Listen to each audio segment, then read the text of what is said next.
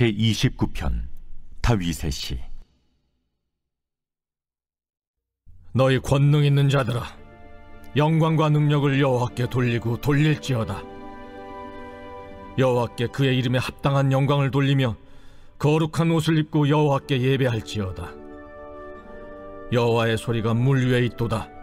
영광의 하나님이 우레소리를 내시니 여호와는 많은 물 위에 계시도다. 여호와의 소리가 힘있으며 여호와의 소리가 위엄차도다. 여호와의 소리가 백향목을 꺾으시며 여호와께서 레바논 백향목을 꺾어 부수시도다. 그 나무를 송아지같이 뛰게 하시며 레바논과 시련으로 들송아지같이 뛰게 하시도다. 여호와의 소리가 화염을 가르시도다. 여호와의 소리가 광야를 진동하시며 여호와께서 가데스 광야를 진동시키시도다. 여호와의 소리가 암사슴을 낙타하게 하시고 설림을 말갛게 벗기시니 그의 성전에서 그의 모든 것들이 말하기를 영광이라 하도다. 여호와께서 홍수 때 좌정하셨으며 여호와께서 영원하도록 왕으로 좌정하시도다. 여호와께서 자기 백성에게 힘을 주시며 여호와께서 자기 백성에게 평강의 복을 주시리로다.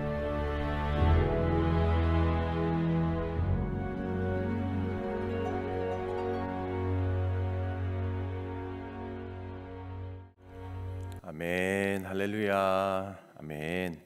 오늘도 주님께서 우리 모두에게 힘을 주시고 또 평강의 복을 허락해 주실 줄로 믿습니다. 아멘. 계속해서 다윗의 시입니다. 다윗의 시편입니다. 오늘 이 시편은 만물을 창조하신 하나님, 또 통치하시고 또 하나님의 소리를 찬양하는 그 시편이라고 할 수 있겠습니다. 그런데 다윗은 이 시편을 쓰면서 이 가나안의 바알 숭배, 이 바알 숭배를 비롯하여서 이 모든 우상 숭배 지역을 배경으로 이렇게 쓰여진 시편입니다. 하나님의 소리가 이 바알 숭배의 거점인 레바논의 시련에 나타나서 이 능력과 위엄으로 진압하신다라는 것입니다.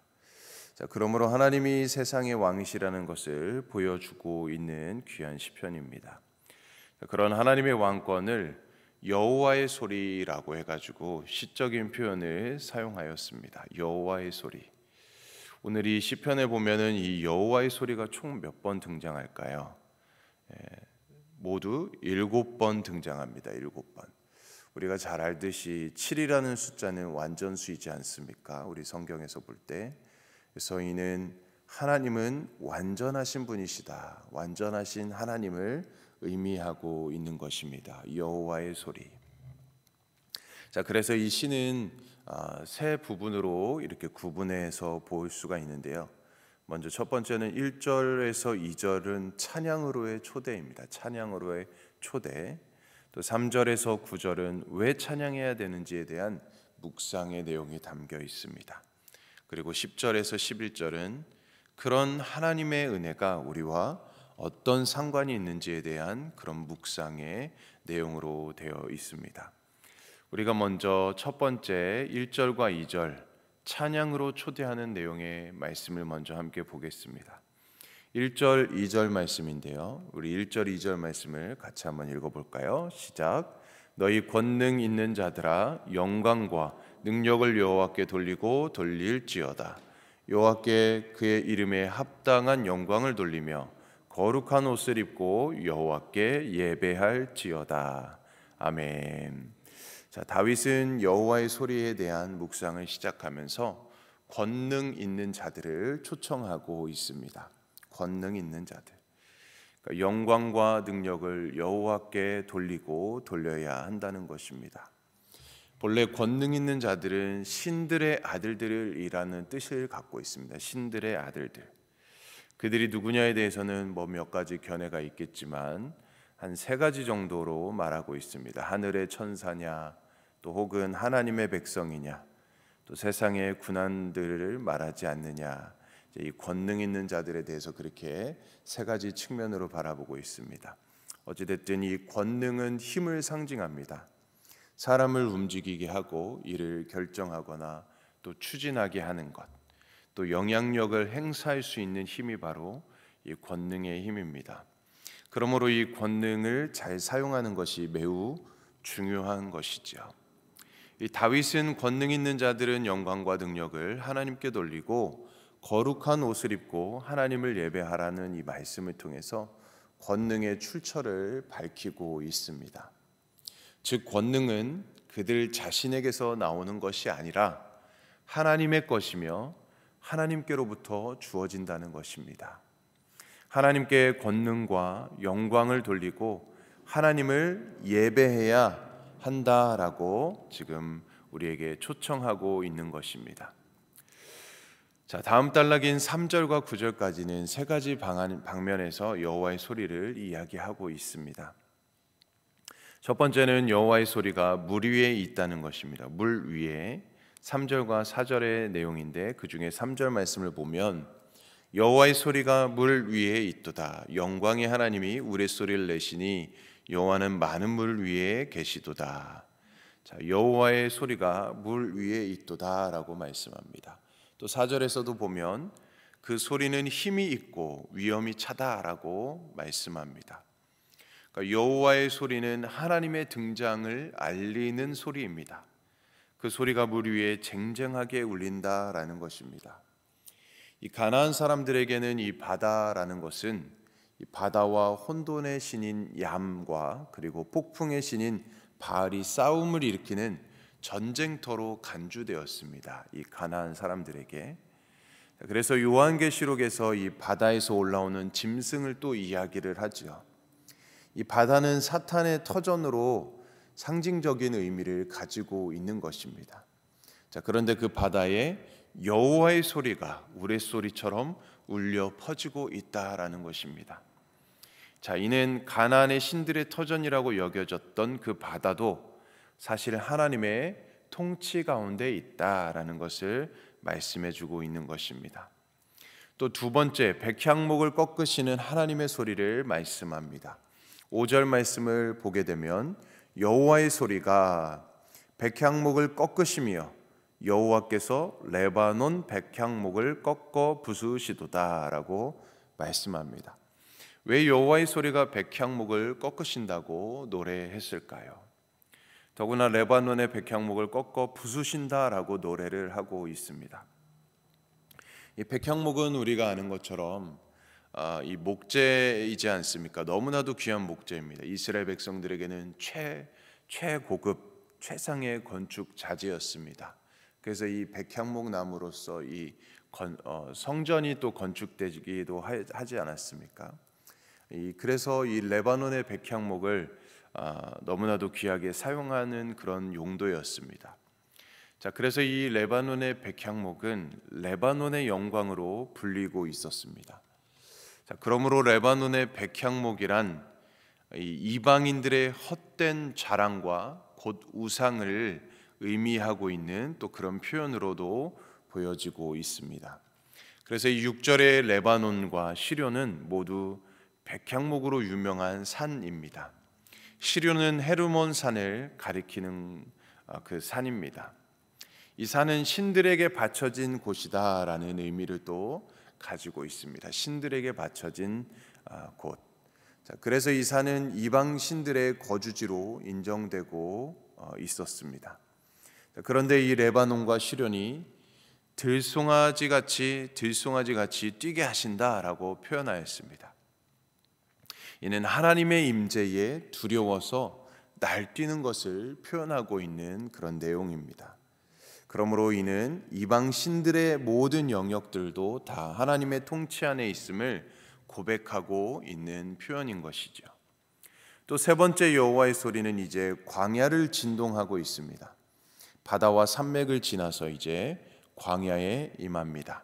8절 말씀이죠. 여호와의 소리가 광야를 진동하시며 여호와께서 가데스 광야를 진동시키시도다. 이 가데스라는 곳은 가나안 이 남쪽 오아시스 지역을 말씀하고 있습니다. 가데스. 이 레바논에서 가데스를 연결하는 이 팔레스틴 지역을 전역을 포함하게 되는 것입니다. 따라서 이 말씀은 하나님의 소리가 팔레스틴 전역에 걸쳐 있음을 표현하고 있는 그런 말씀입니다. 자, 이런 하나님의 통치가 9절 말씀에서는 암사슴을 낙태케 하신다라고 말씀하고 있습니다. 이는 하나님의 소리에 놀란 이 암사슴들이 이리 뛰고 또 저리 뛰다가 일찍 자신의 새끼를 낳게 되는 것을 말하고 있는 것입니다. 그러니까 이런 표현은 그 소리가 얼마나 큰 것인가를 말씀해 주고 있는 것이죠. 또 9절에 보면 살림을 말갛게 벗기셨다라는 표현도 있습니다. 폭풍으로 인해서 나뭇잎과 또 모든 가지들이 꺾이고 또 심지어 나무들이 뿌리채 뽑히는 모습을 비유적으로 표현하고 있는 것이죠. 자, 이런 표현들은 하나님의 통치가 바다와 산과 또 광야의 모든 부분에 미치고 있다는 것을 노래하고 있는 것입니다. 이는 파괴적인 통치를 의미하는 것이라기보다는 이 놀라움을 표현하고 있는 말인 것이죠. 그래서 그런 하나님의 영광스러운 통치에 대해서 성전에서 그의 모든 것들이 말하기를 영광이라고 노래를 하고 있습니다. 결국 다윗은 이 땅의 모든 것들이 하나님의 통치를 받고 있다라고 노래를 하고 있는 것이죠. 하나님의 통치를 받고 있다. 자, 그것이 바다이든 또 이방신의 본산인 헤르몬산이든 상관없이 하나님의 통치를 받고 있다라는 것입니다. 이 땅의 모든 것들은 여호와의 소리, 즉 하나님의 통치 가운데 있다라는 것입니다. 자, 이제 다윗의 마지막 찬양과 고백을 보게 되면 10절 말씀입니다. 여호와께서 홍수 때에 좌정하셨으며 여호와께서 영원하도록 왕으로 좌정하시도다라고 말씀하고 있습니다. 자, 여기에 이 홍수에 해당되는 이 원어는 마불입니다. 마불. 이것은 창세기 6장 또 11장의 이 노아의 홍수 사건에 유일하게 사용되었던 그런 용어입니다. 홍수. 따라서 이 홍수는 직접적으로 노아의 홍수를 가리키고 있는 그런 말씀입니다. 다윗은 갑자기 노아의 홍수를 떠올리면서 하나님의 통치를 찬양하고 있는 모습도 보여지게 됩니다. 여기서 홍수 때에 좌정하셨다라는 것은 악인들에게 형벌을 내리시고 의인들을 구원하시는 그 심판을 상징하고 있는 것이죠. 이 좌정하셨다는 것은 무엇일까요? 왕으로 임하셨다라는 의미입니다. 자, 그래서 다윗은 여호와께서 영영토록 왕으로 좌정하셨다라고 노래하고 있는 것입니다. 자, 그런데 그 왕이신 하나님이 어떤 분이십니까? 이것이 이 시편의 핵심 말씀으로도 볼 수 있는데 우리 함께 11절 말씀을 같이 한번 읽어보겠습니다. 11절 시작. 여호와께서 자기 백성에게 힘을 주시며 여호와께서 자기 백성에게 평강의 복을 주시리로다. 아멘. 여호와께서 자기 백성에게 힘을 주시며라고 말씀합니다. 이 홍수라는 것은 악인들에게는 형벌이었지만 의인들에게는 구원이었습니다. 하나님은 홍수로 세상을 심판하시지만 동시에 의인들에게는 진정한 평강을 주시는 것이죠. 이와 같이 온 세상에 가득한 여호와의 소리, 그 여호와의 소리는 이 세상에게는 심판의 소리이지만 하나님의 백성에게는 힘의 소리이자 평강의 소리인 것이죠. 다윗은 믿음의 눈을 열어서 이런 하나님의 소리를 들었습니다. 그리고 온 우주에 충만하신 그 하나님의 통치를 믿음의 눈으로 바라보며 찬양하였습니다. 그리고 마침내 다윗이 들은 소리는 온 우주에 충만하신 하나님의 통치가 성도들에게는 힘이 되고 평안의 근거라는 사실을 보여주고 있습니다. 자, 그래서 성도는 그런 주님을 삶 속에서 우리가 만나고 또 찬양하고 예배하는 삶을 살아가야 한다라는 것을 오늘 말씀을 통해서 우리들에게 교훈해 주고 있습니다. 사랑하는 성도님들, 그러므로 오늘도 우리가 이 세상을 바라볼 때 우리의 믿음의 눈이 열려지시기를 주님을 축복합니다. 온 땅에 충만한 그 하나님의 영광과 또 하나님의 소리를 보고 들으실 수 있기를 바랍니다. 그래서 하나님의 임재하심, 또 하나님의 그 통치하심 속에서 참된 힘을 얻고 또 우리가 참된 평강을 얻고 살아가는 저와 여러분들의 삶이 되기를 주님의 이름으로 간절히 축원드립니다. 아멘. 우리 함께 기도하겠습니다.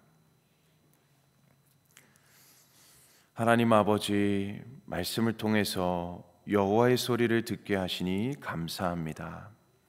권능은 하나님께로부터 주어지는 것임을 우리가 늘 기억하게 하시고, 자신에게 권능이 있다면 천국 복음과 사람을 위해 선하게 사용하는 자 되게 하여 주시옵소서.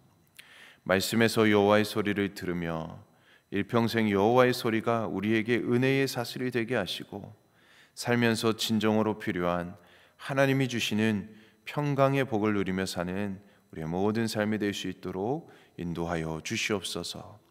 오늘 하루도 매 순간마다 그 주님의 음성에 민감히 반응하게 하시고 하나님께 기쁨과 영광이 되는 삶을 살아갈 수 있도록 인도하여 주시옵소서. 감사드리며 예수님의 이름으로 기도드립니다. 아멘.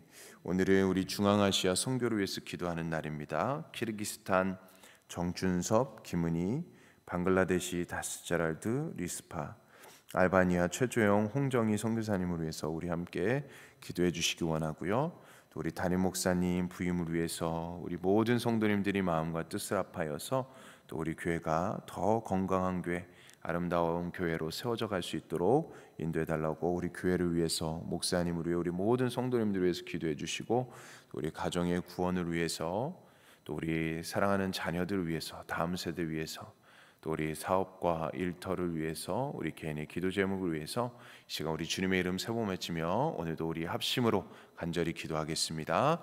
주여